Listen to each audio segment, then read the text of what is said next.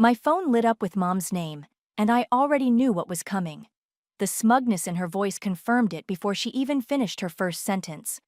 Elena, honey, we just gave Bobby the money for his house down payment. $100,000. Isn't that wonderful? I gripped my coffee mug tighter, forcing cheerfulness into my voice. That's great, Mom. Really great. I know you probably wish you could have helped him too, sweetie. But with your lifestyle choices, we understood you needed to focus on yourself. My lifestyle choices. Right. Like building a 7-figure consulting business from scratch. Like paying their mortgage for 3 years when Dad lost his job. Like funding their 35th anniversary cruise last summer when they couldn't possibly afford it. Actually, Mom, Oh, and Bobby's already picked out the most darling colonial in Highland Park. 4 bedrooms, perfect for when he finally settles down with a nice girl. You remember Sarah from church? Her daughter just moved back to town. I let her ramble while opening my laptop. Right on schedule, a notification popped up from my banking app. They'd tried accessing the joint account I'd quietly closed last month. 3 attempted logins in the past hour. Mom, I cut in. I should go. Client meeting. Always working. You know, Elena, men don't find that very Bye, Mom. Give my love to Dad. I ended the call and immediately texted Monica. It's happening, they just found out. Monica replied instantly. Holy shit, you actually did it, you okay? Was I okay? I stared at my reflection in the window of my home office. 32 years old, self-made, and finally done being the family ATM. My phone buzzed again. Dad this time. Then Mom. Then Bobby. I silenced them all and opened my email instead, where a message from my lawyer, Zechariah, waited. Account secured. All traces of your involvement removed. They can't touch you now. I should have felt guilty. That's what good daughters feel when they cut off their parents, right? But watching the notifications pile up, the desperate attempts to access money that was never really theirs, I just felt tired. Tired and ready. Another text from Monica. Want me to come over? We can drink wine and burn family photos? Rain check, I replied. But there's something you should see. I pulled up a spreadsheet I'd been maintaining for years. Every loan, every emergency payment, every guilt trip-induced transfer.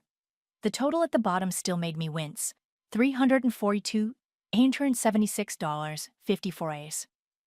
My phone rang again. Bobby. I answered this time, curious. Elena, what the hell? He was breathing hard. Mom's freaking out. The account's empty. Not empty, I corrected. Closed. There's a difference. But I need that money. The down payment. You mean the $100,000 they just gave you? Seems like you're covered. That's different.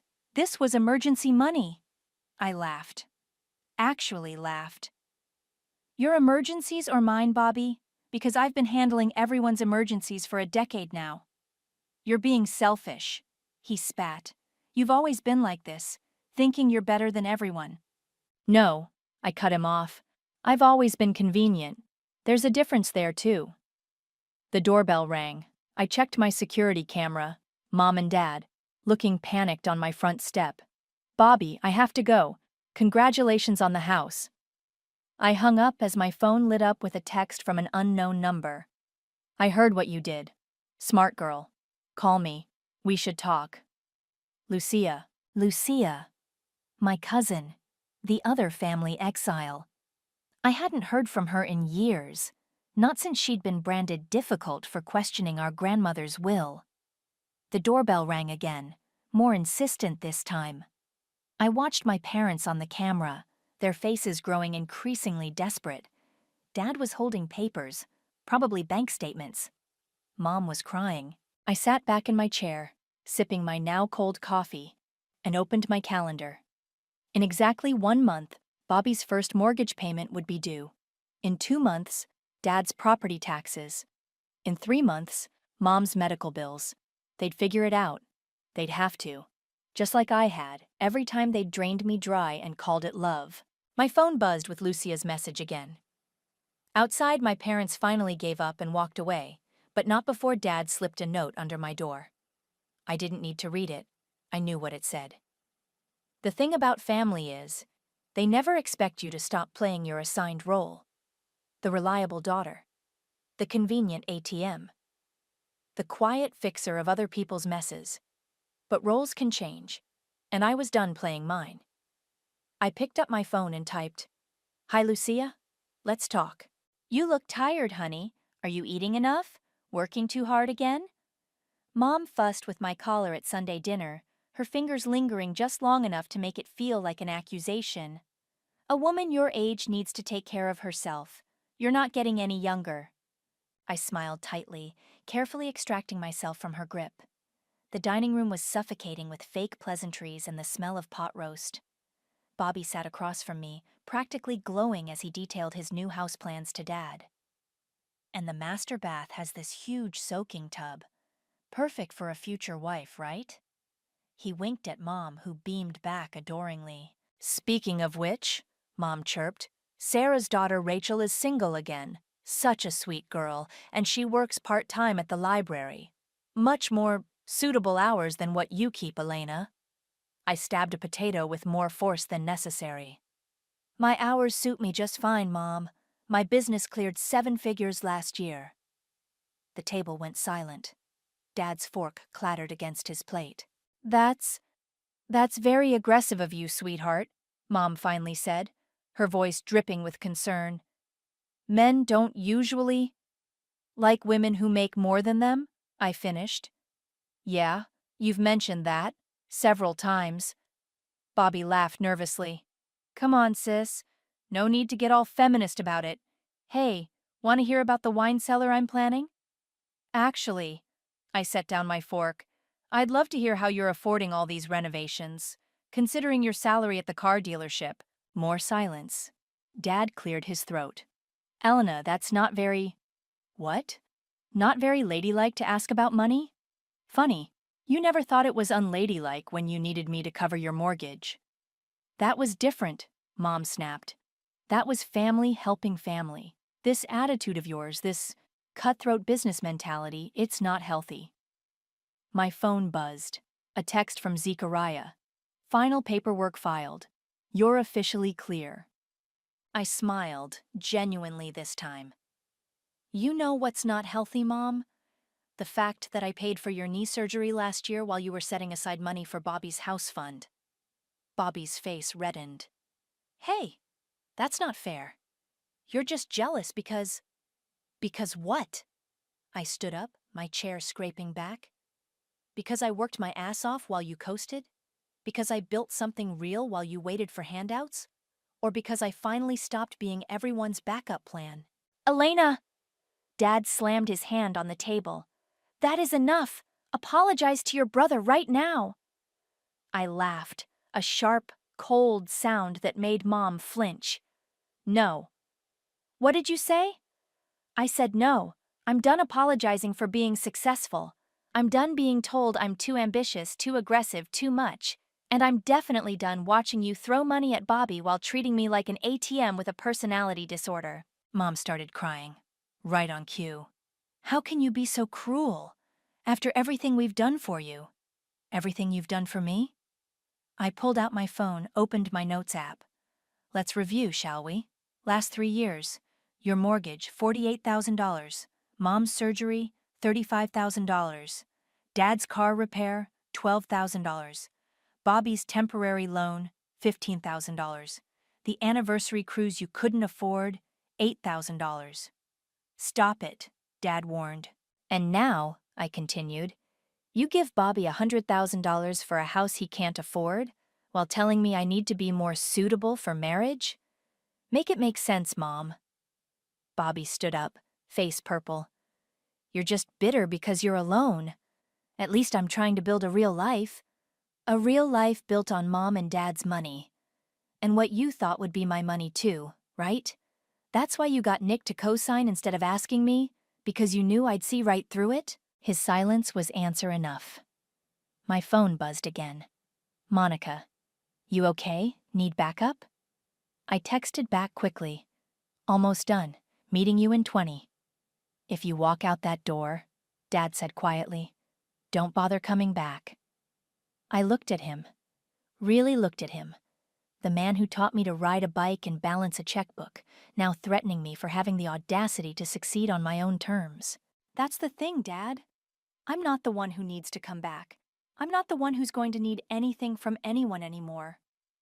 I grabbed my purse and headed for the door. Behind me, Mom called out, Elena, please, we're your family. I turned back one last time. No, you're not. You're just people who expected me to set myself on fire to keep everyone else warm. And I'm all out of matches. The door closed behind me with a soft click. My phone buzzed with a text from Lucia. Did you do it? Yes, I replied, walking to my car. Your turn. The sun was setting as I drove away, casting long shadows across the neighborhood where I grew up. Where I learned that being a good daughter meant being a convenient one. Where I finally learned to say no. Behind me, in that house with its perfectly manicured lawn and carefully maintained appearances, my family was about to learn what happens when their safety net decides to save herself instead. Your brother missed his first mortgage payment, Monica announced, sliding into our usual booth at the coffee shop. 3 weeks late and counting. I stirred my latte, unsurprised. Let me guess, he tried calling me first? 17 times, according to your blocked calls log. She pulled out her phone. Also, your mom's been posting passive-aggressive Bible quotes on Facebook. Something about ungrateful children and eternal damnation. How original! I took a sip of my coffee just as my phone lit up with an unknown number. Nick's voice came through, tight with panic. Elena, please don't hang up, it's about Bobby. I put the call on speaker for Monica's benefit. What about him? He told me you'd cover the payments if things got tight. Said it was already arranged. I never would have co-signed if you'd known he was lying? I finished. Yeah, that tracks. Elena, please, my credit score is not my problem, I cut in. Neither is Bobby's mortgage or his lies. After he hung up, Monica leaned forward. You know this is going to get worse before it gets better, right? They're not going to just accept that the Bank of Elena is closed. As if on cue, my phone rang again. Mom? Elena? Her voice was wobbling. Baby, we need to talk about Bobby's situation. Do we? He's your brother. He's struggling and we can't help right now. Our savings… You mean the savings you emptied for his down payment? A pause. That was different. We assumed you'd help if he needed it. You always have before. And that's exactly the problem, Mom. You all assumed I'd keep fixing everything. Did you ever once ask if I wanted to? If I could afford to? But you're so successful, she was crying now. You have that big business, all those clients. And that makes me what? The family piggy bank? That's not fair. We're blood, Elena. Family helps family. I thought about the spreadsheet on my laptop. Years of one-way help documented in cold, hard numbers. Funny how that only seems to apply to me helping everyone else. Is this about the house money? Are you really this jealous of your brother? No, Mom. This is about patterns. This is about consequences. Monica was watching me intently, concern etched on her face. She mouthed, You okay? Elena, Mom's voice hardened. If you don't help your brother, he could lose everything. Then he'll know exactly how I felt every time you drained my accounts for emergencies. Every time you dismissed my success as somehow wrong or unfeminine. Every time you picked him over me. That's not… Did you know I had to postpone buying my own house 3 years ago? Because Dad needed that new truck for his image? Or that I canceled my vacation last year to pay for your cruise? Silence on the line. But sure, Mom, let's talk about Bobby losing everything. After I hung up, Monica slid her hand across the table. You're shaking. I'm angry, I corrected. There's a difference. My phone buzzed with a text from Lucia. Heads up, They're calling the whole family, trying to paint you as unstable, ungrateful. Classic playbook. Let them, I texted back. Monica frowned at her phone. Your mom's already posted 3 more Bible quotes. And, oh wow, Bobby just went live on Facebook. He's crying about family betrayal and toxic success. I laughed despite myself. Toxic success? That's new. Elena, Monica's voice turned serious. Are you sure about this? Watching them implode might feel good now, but this isn't about feeling good, I interrupted. This is about finally letting them face reality. They made their choices. They chose to enable Bobby, to exploit me, to build their whole lives on the assumption that I'd keep sacrificing myself for their comfort. And now? Now they get to live with those choices. My phone lit up again. Nick had posted publicly about Bobby's missed payments. The comments were already flowing in, family members choosing sides, old friends expressing shock. Your dad's texting, Monica reported, still monitoring the fallout. Says he's coming to your office tomorrow to sort this out once and for all. I pulled up my calendar, already knowing what I'd find. Perfect timing. My lawyer will be there too. Zechariah and Lucia.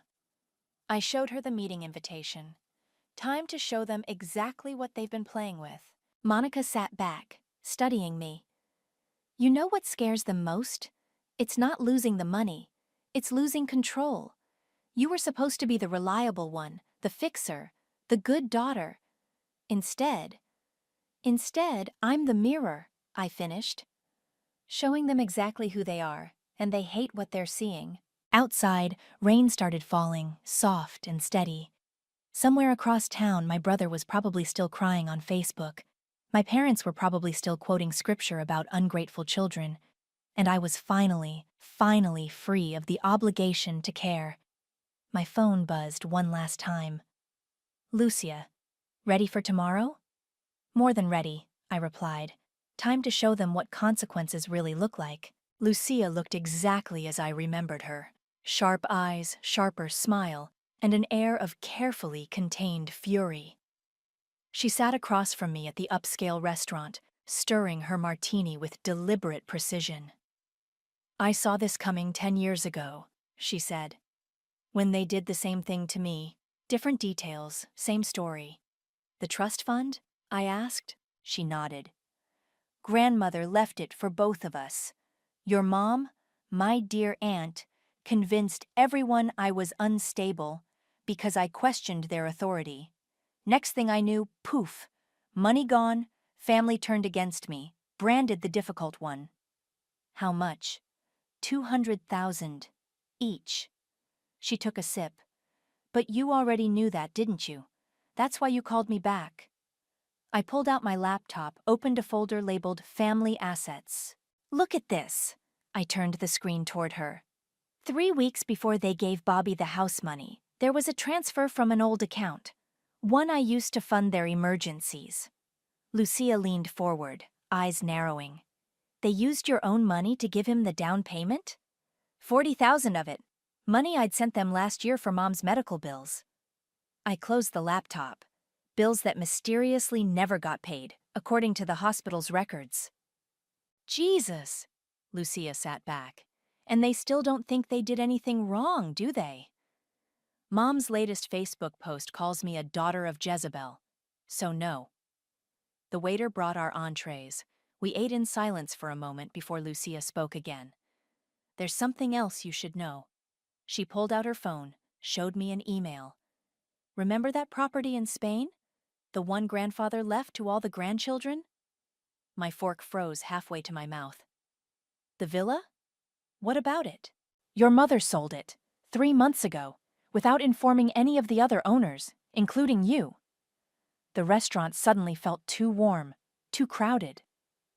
That's not possible. She'd need signatures. Forge them. All of them. I have proof. Lucia's voice was gentle but firm. She's been planning this, Elena. They all have. The money they gave Bobby? It's just the tip of the iceberg. My phone buzzed. Monica sending a screenshot of Bobby's latest social media rant. Family is everything until success makes you forget where you came from. Funny, Lucia commented, reading over my shoulder. They never seem to forget where to find us when they need money.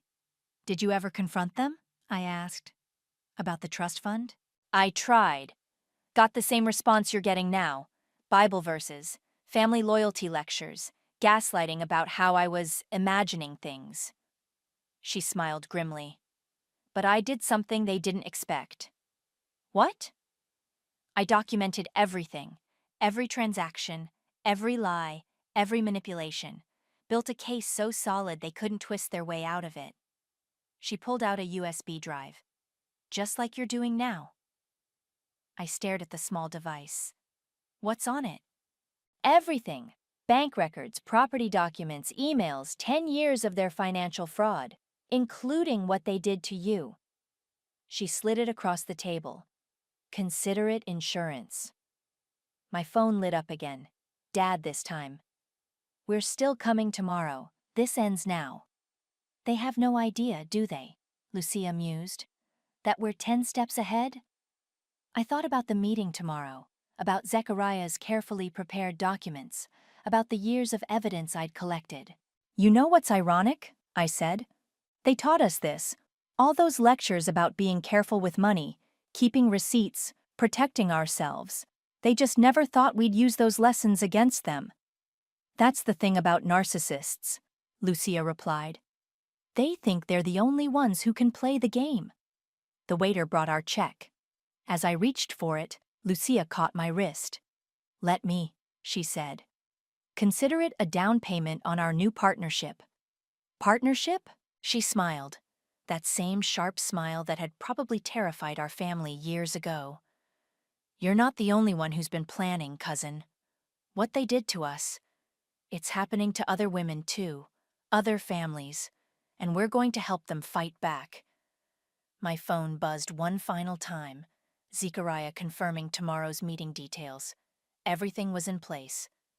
You know they'll try to destroy us for this, I said. Lucia laughed, a real laugh, warm and fierce. Oh, honey, they already tried that. Now it's our turn.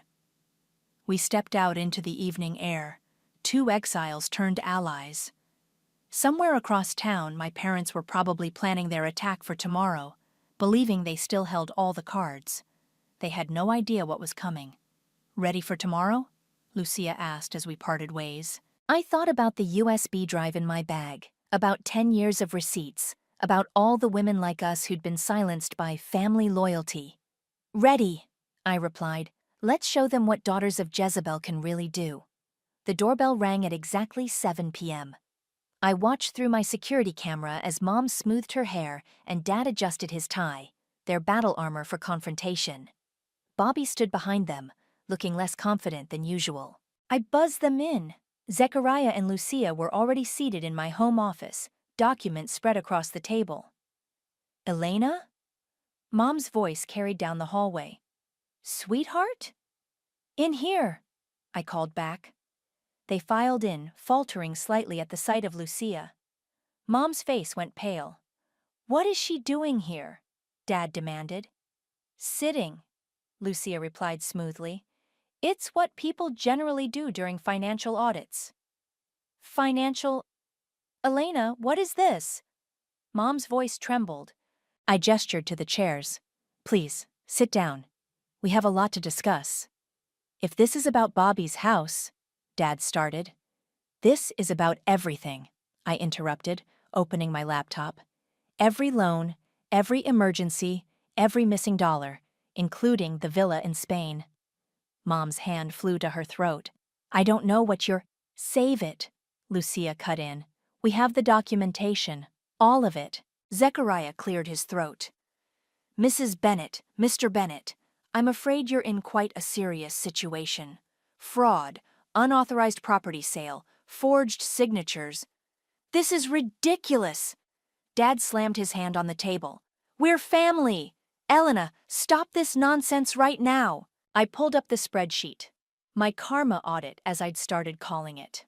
Let's start with last year. March. You needed $15,000 for Mom's knee surgery. Money that never made it to the hospital. April, $12,000 for Dad's truck repairs. May, $8,000 for your anniversary cruise. June. We paid you back, Bobby interjected. No, I corrected. You promised to pay me back. There's a difference. Elena, Mom's voice turned pleading. Everything we did was for this family. You're successful. You could afford. Could I? I turned the laptop toward them. Because while I was paying your bills, I was also taking out business loans, postponing my own life, draining my savings, all while you were secretly funneling money into Bobby's house fund. Dad stood up. This is emotional manipulation. No, Lucia said quietly. This is accountability. Something this family has always been allergic to. I pulled out a manila envelope. This contains evidence of the unauthorized sale of the Spanish villa. Property that belonged to all the grandchildren, not just you, Mom. Care to explain? Mom burst into tears.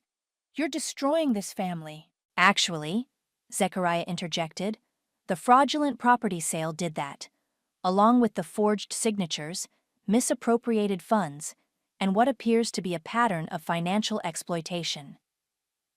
Bobby had gone very quiet. The house payments, you're really not going to help? Nick's lawyer called yesterday, I told him. You knew you couldn't afford it, didn't you? You were counting on me to bail you out, just like always. You're my sister, and you're my brother, but that doesn't make me your bank. Dad moved toward the door. We're leaving. This is absurd. Leave if you want, I said calmly. But these documents are going to the authorities either way. The only question is whether you want to handle this privately or in court. You wouldn't dare, Mom whispered. Lucia laughed, a cold, sharp sound. Like you dared to steal my trust fund? Like you dared to sell property that wasn't yours? That was different, Mom protested. How? I asked. Because it benefited you? Because you thought you'd never face consequences? Silence filled the room. Heavy, suffocating silence. Here's what's going to happen, Zechariah stated, pulling out more papers. You're going to sign these documents acknowledging the debt. You're going to sell your house to repay the fraudulent property sale. And you're going to leave Elena and Lucia alone. Or, Dad challenged. Or I file these papers first thing tomorrow morning. Your choice. Mom collapsed into a chair, sobbing. Bobby stared at the floor. Dad's face had turned an alarming shade of red. Elena, Mom choked out, will you ever forgive us? I looked at her, really looked at her, the woman who taught me to be strong, then resented me for it, who preached family loyalty while betraying it. I didn't do this to hurt you, I said quietly. You did that all by yourself. Every time you chose Bobby over me. Every time you lied. Every time you took and took and took, calling it love. Please. The papers are on the table. Sign them or don't, but either way, we're done. They signed, one by one, hands shaking, they signed. As they left, Bobby turned back. You know this makes you just like them, right? Using money to hurt people? No, Lucia answered for me. This makes her smart enough to stop letting people hurt her. The door closed behind them. In the sudden quiet, I could hear my heart beating, steady, strong, free. Well, Zechariah gathered the papers. That's phase 1 complete. Phase 1? I asked. Lucia smiled. Remember that partnership we discussed? Time to help other daughters break their chains. You ready for this? Monica asked, watching me hover over the post button. Once it's out there, you can't take it back. I glanced at my screen where my Reddit post waited. I documented my family's financial abuse for 10 years. Today, I finally stopped it. It needs to be told, I said and clicked. Within hours, the post exploded. Thousands of upvotes, hundreds of comments, all sharing similar stories. Women trapped by family obligation, drained by entitled siblings, guilt-tripped into financial suicide. Look at this one, Lucia pointed to a comment. My parents remortgaged their house 3 times. Each time they made me cover the payments because family helps family. I lost my own house saving theirs. My phone buzzed. A message from an unknown number. Saw your post. Same thing happened to me. How did you get out? Then another. Please help. My brother's destroying my credit. And another. My parents forged my signature too. I thought I was alone. You've started something, Monica said softly. I opened my email to find a message from a major online publication. Would you be willing to share your story? We believe this is part of a larger pattern. Lucia leaned over my shoulder. Do it. But first, I have something to show you. She pulled out her laptop, opened a folder labeled Family Archives. Remember how I said I documented everything? She clicked through files, emails, bank statements, voice recordings. It wasn't just about the money. Look at this. A series of messages appeared. Mom coordinating with other relatives, planning how to pressure me into various loans. Dad discussing how to leverage my duty as a daughter. Bobby admitting he never intended to repay anything. They had a whole system, Lucia explained, a playbook for emotional manipulation, and they used it on others before us. My phone lit up with a text from Zechariah. You need to see this. Bobby filed for bankruptcy, listed you as a creditor. Of course he did, I muttered. That's not all, Zechariah continued.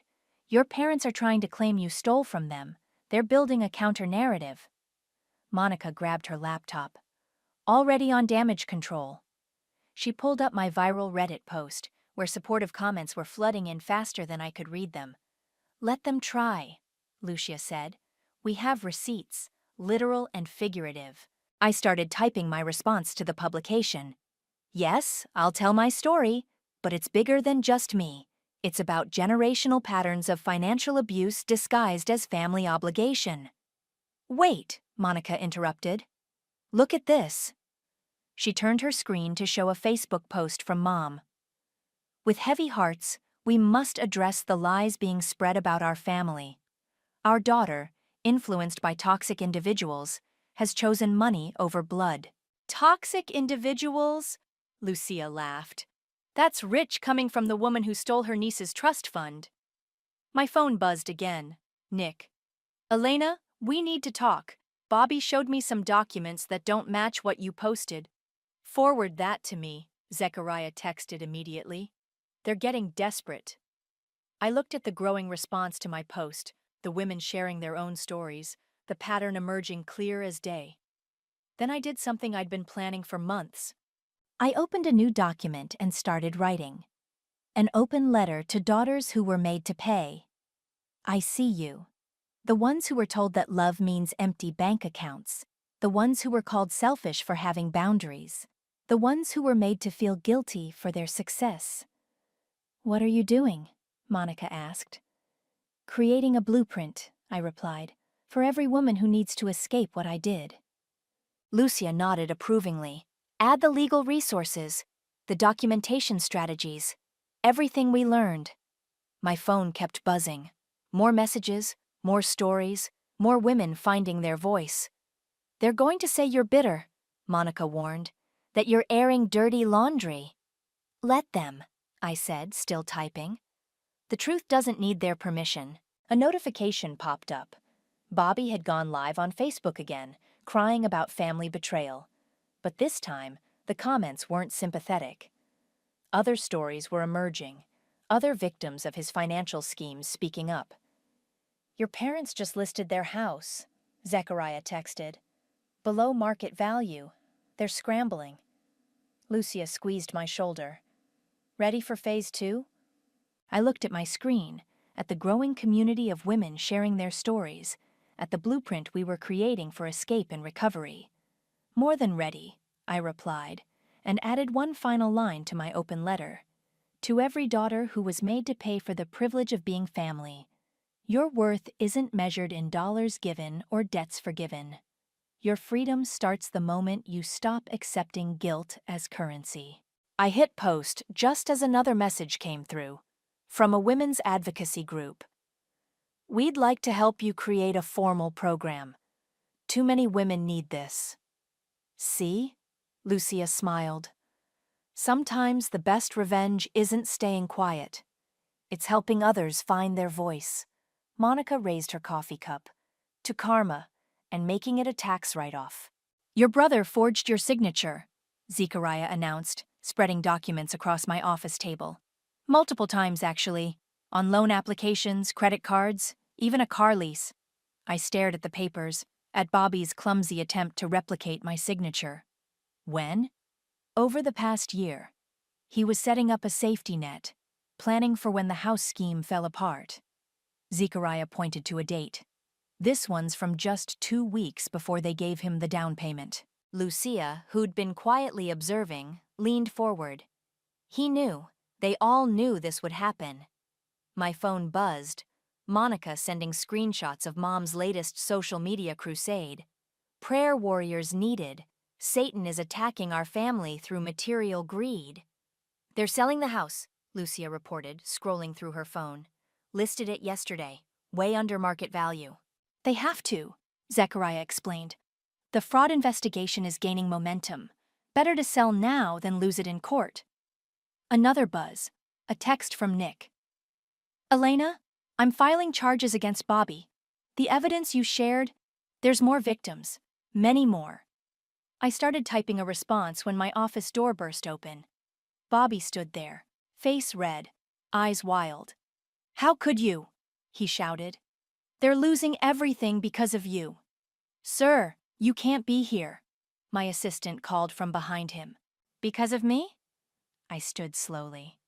Not because of the fraud, the forgery, the years of theft disguised as family obligation. I was going to pay it back, once the house appreciated. Once you'd squeezed more money out of me? I held up the forged documents. Like with these? He paled slightly. Those aren't... I can explain. Save it for the investigators, Zechariah interrupted. They're very interested in your explanation. Bobby's face crumpled. Mom and Dad are devastated. They might lose their retirement. They lost their retirement the moment they chose to enable you, Lucia said coldly. Elena just exposed what they did to themselves. My phone rang. Dad, I answered on speaker. Elena. His voice was rough. We need to talk. Face to face. Nothing left to say, Dad. Please. Your mother, she's not well. The stress of getting caught, Lucia interjected. Silence then. Lucia? You're still poisoning my daughter's mind? No, Uncle Stuart. Just helping her see clearly. Something you never wanted. Bobby moved toward me, hands raised pleadingly. Sis, please, we can fix this. Make it right. Make it right? I pulled up my documentation folder. Like when you made right the $15,000 you borrowed for your startup? Or the $8,000 for your ex-girlfriend's ring? Or should we talk about the credit cards you opened in my name? I was desperate. You were entitled, I corrected.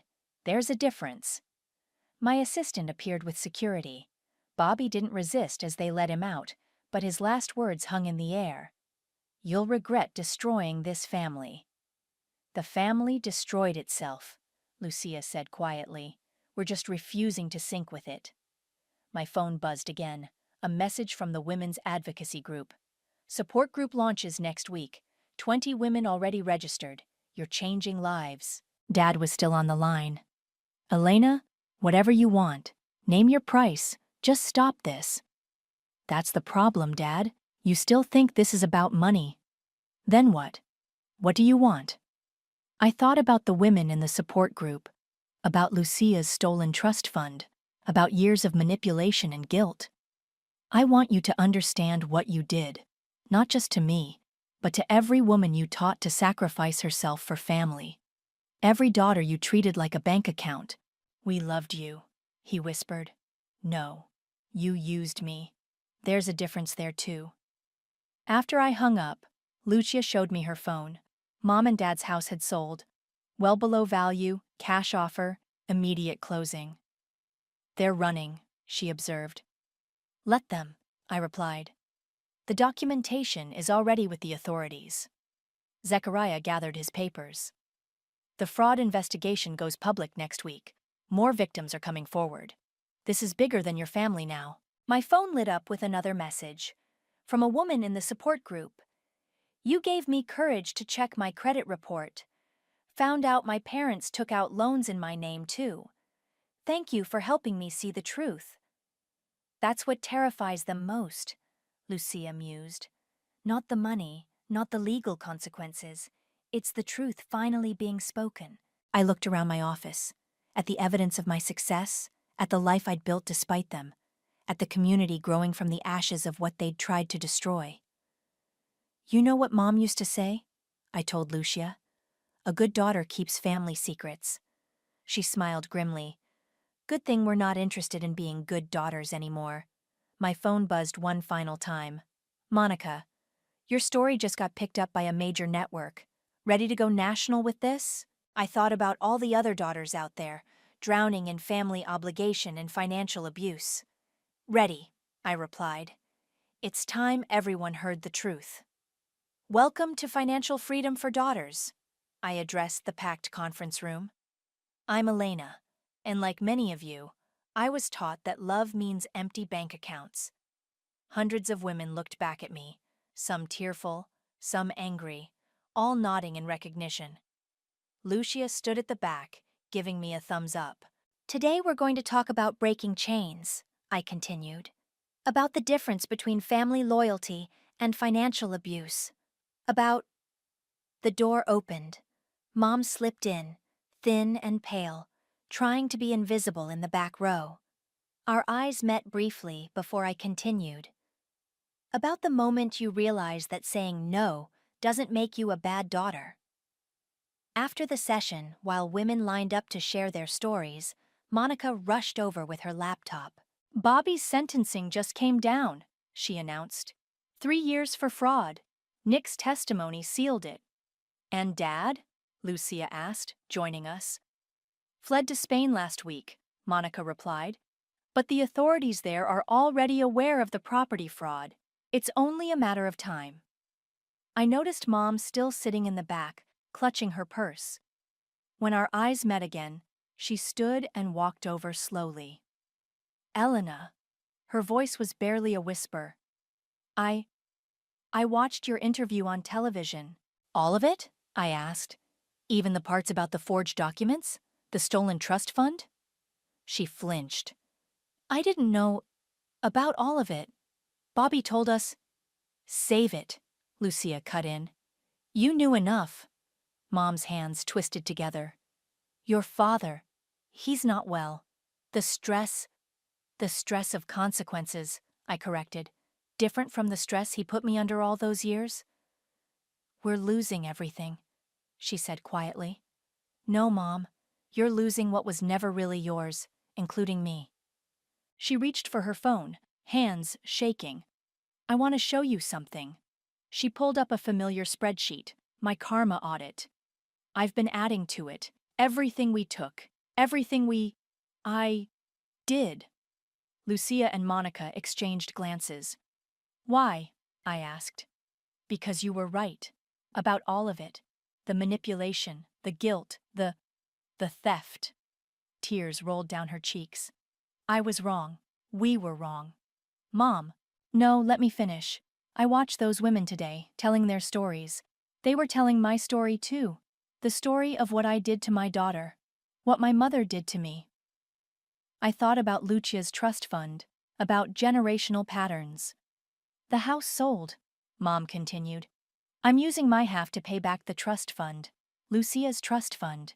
It won't fix anything, but it's a start, Lucia said quietly. My phone buzzed, another message from our support group. My mother just called, said she watched Elena's interview. She's finally ready to talk about what happened. Mom stood straighter. I'd like to, if you'll let me, I want to tell my story, about being the mother who hurt her daughter. Maybe it will help other mothers stop. I looked at Lucia, who nodded slightly. The next session is Thursday, I said. Be ready to tell the whole truth. I will. She turned to leave, then paused. Elena, I'm sorry, not because we got caught. Because we hurt you. After she left, Monica whistled low. Well, that was unexpected. Think she means it? Lucia asked. I watched through the window as Mom walked to her car, not the luxury sedan she used to drive, but a modest used model. Maybe, I replied. But that's not why we do this anymore. My phone lit up with notifications. More women finding their voice, more daughters breaking free, more mothers facing truth. Lucia squeezed my shoulder. Ready for the next session? I looked around the room where hundreds of women had just shared their stories, where my mother had finally spoken truth instead of manipulation, where patterns were breaking, one story at a time. You know what Bobby said to me once? I told them. Family is everything until success makes you forget where you came from. And? Monica prompted. He was wrong. Success didn't make me forget. It made me remember exactly who I am, not despite them, but because I survived them. My phone buzzed one last time. A message from Zechariah. Trust fund repayment received. Lucia's account restored. Justice served. Speaking of justice, Lucia smiled. The nonprofit paperwork came through. Daughters Freedom Fund is officially launched. Monica raised her water bottle. To karma, and making it sustainable. I thought about Mom's tearful confession, about Bobby's sentencing, about Dad running from consequences, about all the daughters still finding their way to freedom. To truth, I corrected, and all the women brave enough to speak it. Outside, the sun was setting on another day of breaking chains. Tomorrow would bring more stories, more healing, more women choosing themselves over family obligation. But tonight, in this room where truth had finally been spoken, I was no longer the good daughter, the convenient ATM, or the family fixer. I was simply Elena. And that was more than enough.